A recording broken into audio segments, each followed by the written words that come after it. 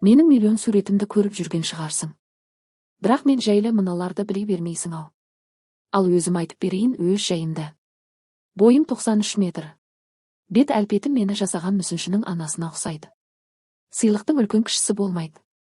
Қазірде пазл деген ең күшті сыйлық қой. Мені Францияда 350 бөліп пазл секілді жасаған, сосын кемемен осында алып келді. Жаңадан жасалғанда қоңырқай жарқырап тұратын едім, зу етіп өте шыққан, 20 жыл реңгімді алып, жасылдауып жіберді. Бір кездері шамшырақ болып теңізде жолда көрсеттім. Бірақ алау жарығы әлсіз болғандықтан 7 жылдай ғана бұл істе жүрдім. Іш құрылысымды жасаған кім екенін білесің бе? Иә, анау Эйфель мұнарасын жасаған мұнара жасаушы, сол шебер. 18 сантиметрге дейін тербеле аламын. Қатты дауыл, боран мені морт сындыра алмайтыны осыдан. Басымдағы тәждің 7 үшкір ұшы жай ғана әшекей емес. Олардың да мағынасы бар, ол әлемдегі 7 құрлық пен 7 теңізді білдіреді.